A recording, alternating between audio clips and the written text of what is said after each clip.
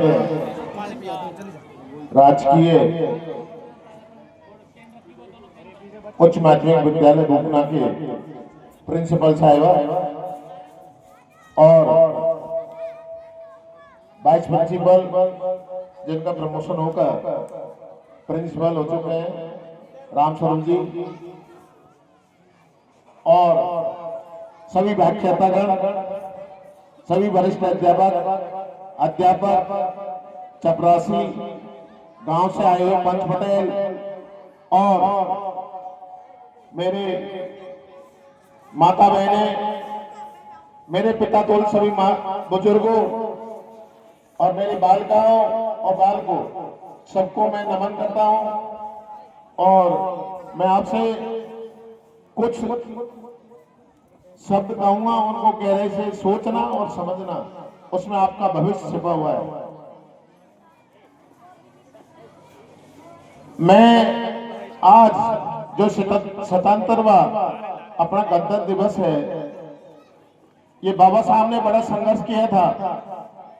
वो एक पिछड़े दलित के पैदाइशी थे, लेकिन लक्ष्य उनका ऊंचा था। तो मैं आपको बताना चाहता हूं, पहले देश गुलाम था। आप सब पढ़े लिखे आदमी, आप जानते, ज्यादा डिटेल नहीं बता पाऊंगा, लेकिन शिक्षा एक ऐसी चीज है, अगर आपने शिक्षा के बारे में सोच लिया, पूरी बस्ती ने सोच लिया, गांव ने सोच लिया और आपने सोच लिया। जब अर्जुन ने निशाना देखा तो उनको भी अपना लक्ष्य प्राप्त हुआ। इसी तरह आप भी बाबा साहब के बनाए हुए संविधान से मिली हुई आजादी को पहचानो, समझो, पिछले भविष्य को समझो। हम किस जगह पे थे, आज किस जगह पे, इसकी पहचान करना सीखो। मैं कहना चाहता हूं, पहले भी थे, आज भी है और रहेंगे, लेकिन अपनी अपनी पहचान अलग अलग होती है। यदि आप लोग गांव को आगे तरक्की में ले जाना चाहते हो, तो सबसे बड़े गुरु माँ बाप होते हैं। अपने बच्चों को भविष्य बनाने वाले माँ बाप होते हैं। माँ बाप अपने बच्चों को ऐसी शिक्षा दो जिससे बोलने की भाषा, पहनने की भाषा, स्नान करने के लिए अच्छी अच्छी शिक्षा देके घर से भेजो, अच्छे कपड़े, साफ सुथरे कपड़े। और माँ बाप को समझना चाहिए कि हमारे बच्चे हैं, वो एक रत्न है, और इस रत्न की सुरक्षा करना अपने माँ बाप का होता है। तो माँ बाप अपने बच्चों को पढ़ाई के लिए अपनी जो भी कुरीति है, बुरे चाल चलन है, शराब पीना, बीड़ी पीना, सिगरेट पीना, इसको बंद कर दो। मेरा तो यही अनुरोध है, यदि आप अपने भविष्य को और अपने बच्चों को भविष्य को बनाना चाहते हो। और आप कहते हो कि ये इससे तो पूरा जिंदगी है, इससे तो नर्क है, आदमी बीमार होता है, सारी दवाएं में पैसा चला जाता है, तो उस चीज को नहीं करना चाहिए जिससे नुकसान है।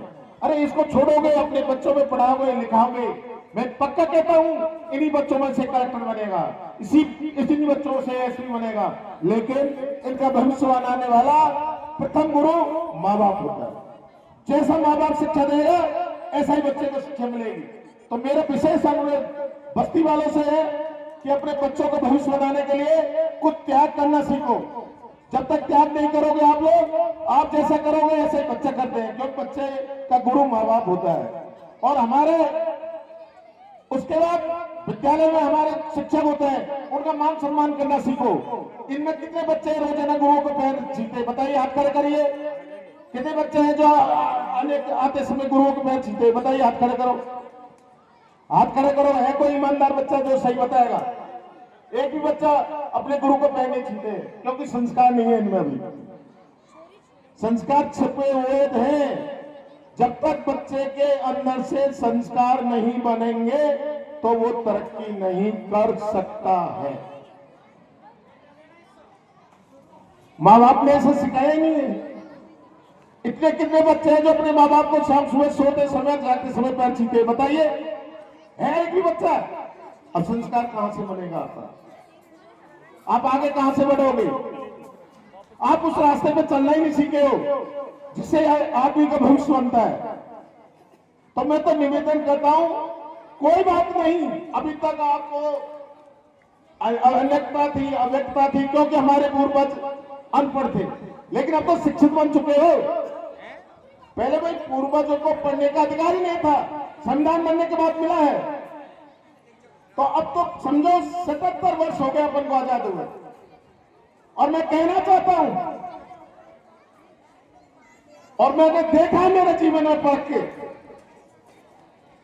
जिस स्कूल का भविष्य बनाना है, जिस गांव का भविष्य बनाना है, जिस गांव का विकास करना है, उसमें ईमानदार नेता चुनो और विद्यालय में ऐसा प्रिंसिपल लाओ जो ईमानदार हो, सतर्क हो, सही साफ सुथरी छवि का हो। ऐसा विद्यालय को चमका देगा जो अपना नाम पूरे राजस्थान में हो जाएगा और करौली जिले में हो जाएगा, मेरिट में नाम आएगा। लेकिन ऐसे प्रिंसिपल की जरूरत थी, वो मुझे एहसास हो गया है। शायद बहुत प्रिंसिपल आए, मैं बहुत दिनों से आता हूं। पहले तो भैया जो भी साक्षर की आती थी उसका भी लफड़ा झपड़ा रहता था और कभी हिसाब भी नहीं होगा। ये स्टाफ आपस में पूछ रहे हो कि स्टाफ भी देता है पहले प्रिंसिपलों ने। लेकिन जो वर्तमान में प्रिंसिपल हरकेसी है, ये एक अच्छे परिवार से, अच्छे घर के संस्कारवान प्रिंसिपल साहब है। ये हमारे स्कूल को बहुत तरक्की में ले जाओगे। लेकिन आपका भी मार्गदर्शन होता है कि आप भी इनका सहयोग करो, बच्चों को अपने संस्कार भेजो, जिससे हमारे प्रिंसिपल साहब का नाम बढ़े, बस्ती का नाम बढ़े। और नेता ऐसा बनाओ जो स्कूल पे ध्यान रखे, स्कूल को समझे, मैथ समझे। मैंने देखा कि सरकार के करोड़ों रुपए लगे हुए हैं इसमें, लेकिन बच्चियों के लिए बाथरूम नहीं था। मुझे बड़ी शर्म आई। मेरे पास 2-5 दिन पहले बात पहुंची, क्या रे अपना इतना बड़ा स्कूल है, सीनियर स्कूल है, इसमें बाथरूम नहीं बच्चियों। मैंने दिल ने गवा दिया, क्या सबसे बड़ा काम है, बाथरूम नहीं है तो वो स्कूल किस काम का है? बेचारी पेशाब कहां करती है हमारी बच्ची है, इनका भविष्य को किसी को चिंता नहीं थी। लेकिन मेरे दिल ने कहा, मैंने इसलिए फैसला किया कि मैं सर्वप्रथम यही काम करूंगा, 10 टॉयलेट बच्चियों के लिए बनाऊंगा। ये मैं कोई बनाने वाला नहीं हूं, बनाने वाला तो मालिक है। उसने मुझे सामर्थ्य बनाया, मैं उसका सदुपयोग कर रहा हूं। ये तेरी मेरी को मैं जानता नहीं हूं, तेरी मेरी वाले तो यही रह सकते हैं। तेरी मेरी ऊपर नीचे याको बाको उनमें कोई सहारा नहीं है। हमने तो लिखा है कि अच्छा कर्म करेंगे तो हम आगे बढ़ेंगे, हमारे बच्चों का भविष्य आगे बढ़ेगा। हमारे संस्कार से बच्चों को भविष्य बनता है, अपने संस्कार खराब है तो बच्चों का भविष्य खराब होता है। तो आप खुद भी अपने आप में सुधरो, अच्छा संस्कार डालो, अच्छा संस्कार बनाओ और कुछ अपन में कमी है उसको पूरी करो। भाई गलती हो जाती है लेकिन सुधार करना सीखो। भगवान की माला क्यों पहनते हो फिर? सारे दिन तो बुराई करते हो, तो माला राम की रख लो, उससे कोई महत्व नहीं है। माला मत कम रखो, लेकिन अपने संस्कार, शिक्षा, कर्म, इसको परिवर्तन मिला, उससे अपना भविष्य बढ़ेगा, बच्चों का भविष्य बढ़ेगा।